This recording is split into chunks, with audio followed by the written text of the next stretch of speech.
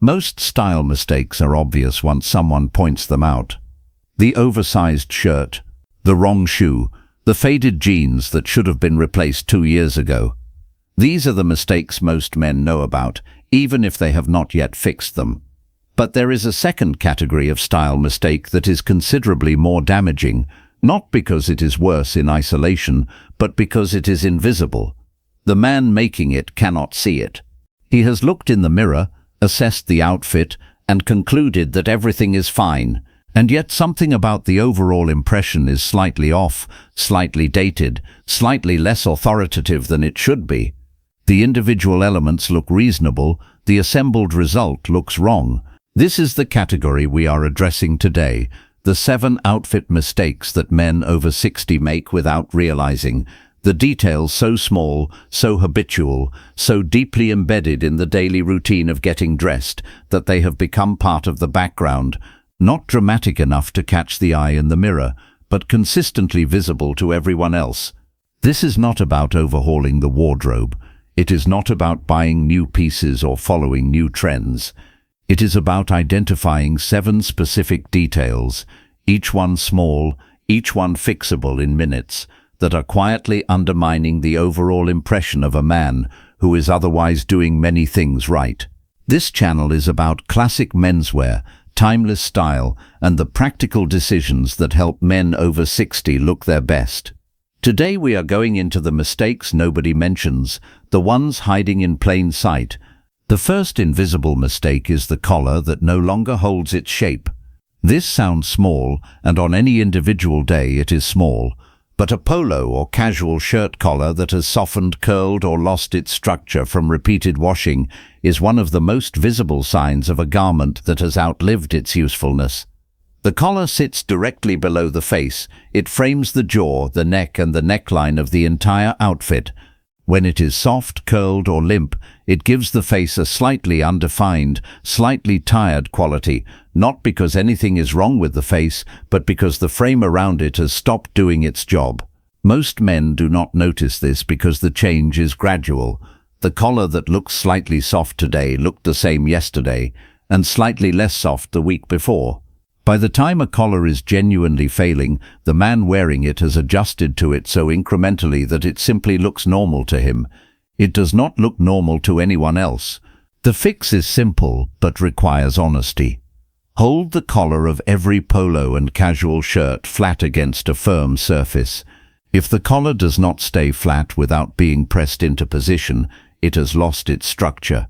Not trend chasing, not fashion. Simply structural integrity. A collar that no longer stands correctly is a collar that is quietly working against the face it is supposed to frame. The second invisible mistake is the trouser length that is 2 centimeters too long. 2 centimeters, not 10, not 5, 2. This is the margin of error that most men carry every single day without realizing it, because trousers bought off the rack are almost always cut for a slightly taller man, and most men never have them hemmed. The result is a half break or a full break at the shoe fabric folding over itself at the ankle in a way that is so common it feels normal. It is not.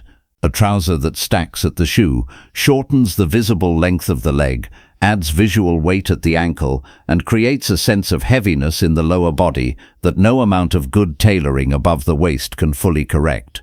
The fix is a single visit to a tailor with every pair of trousers currently in the wardrobe, not a full alteration, a hem.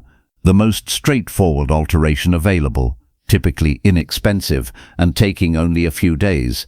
The trouser should touch the top of the shoe with a very slight break, no more, or no break at all for a cleaner, more modern line. This single change, applied to every trouser in the wardrobe, is one of the highest return style investments a man over 60 can make.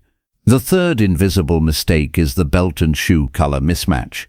This is the mistake most men believe they are not making until someone looks at a photograph of them and the disconnection is suddenly visible. A dark brown belt with tan shoes, a black belt with dark brown derby shoes, a tan belt with black loafers. Each of these combinations sends a low-level signal of inattention that registers even with observers who cannot name what they are noticing.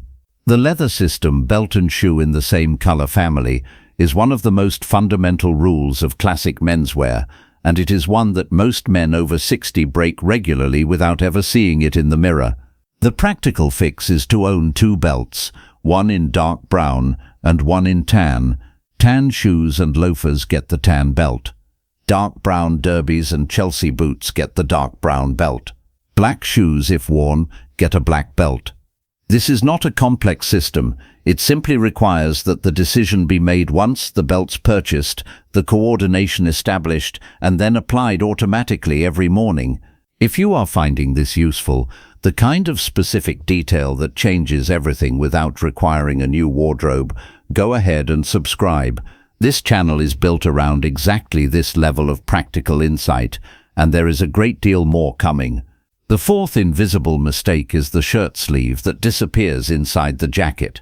This is one of the most underrated details in classic menswear, and it is one that most men over 60 have never been specifically told about. When a jacket is worn over a dress shirt or Oxford shirt, approximately 1 centimetre of shirt cuff should be visible below the jacket sleeve, not half a centimetre, not 2 centimetres, 1 centimetre, clean and consistent on both sides. This detail does several things simultaneously.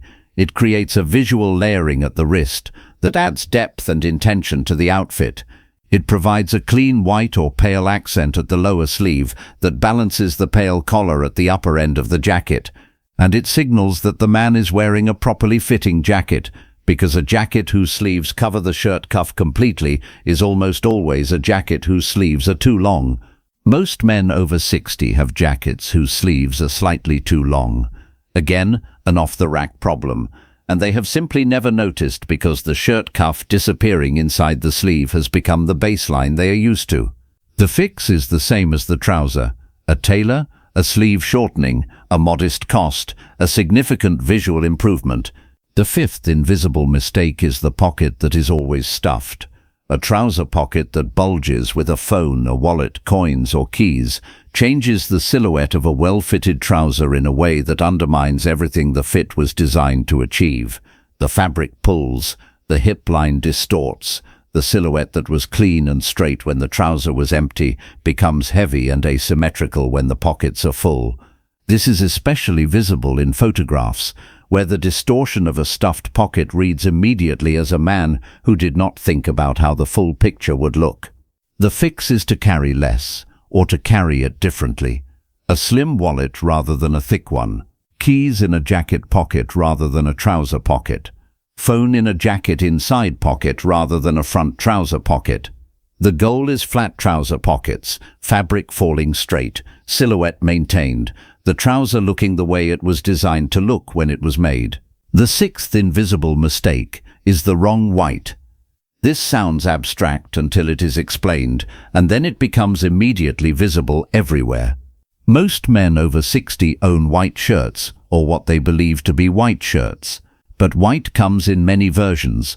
Bright optical white, which contains blue toning agents that make the fabric appear very bright in natural light.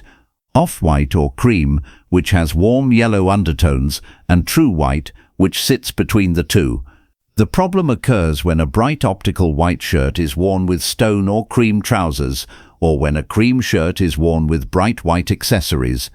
The mismatch between two versions of white creates a low-level visual discord. Both items look slightly dirty or slightly wrong because they are the wrong shade of white relative to each other. The fix is awareness. Check every white garment under natural light. Bright optical whites should be paired with other cool, crisp tones.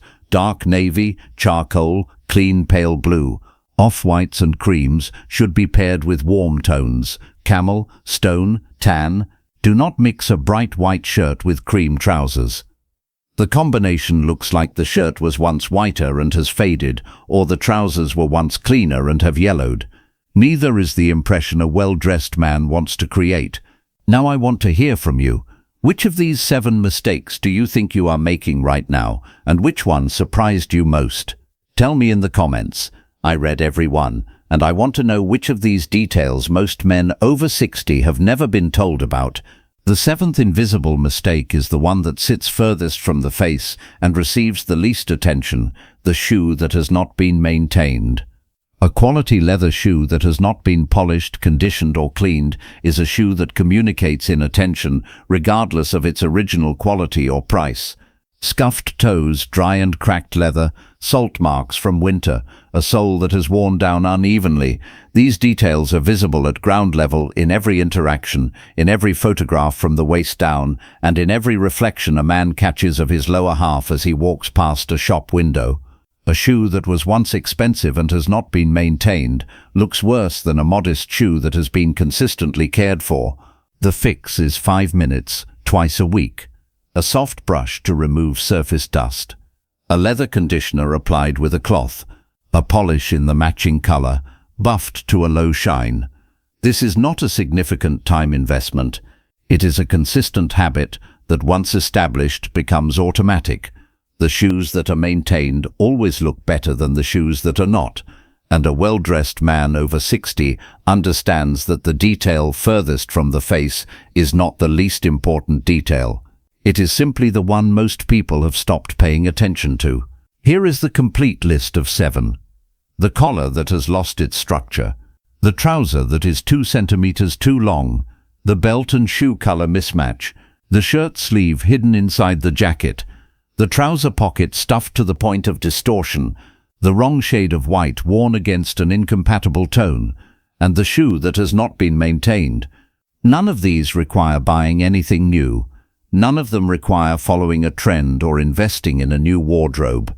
They require only attention, the deliberate, honest examination of details that have become invisible through familiarity, and the small, specific corrections that bring each one back into alignment.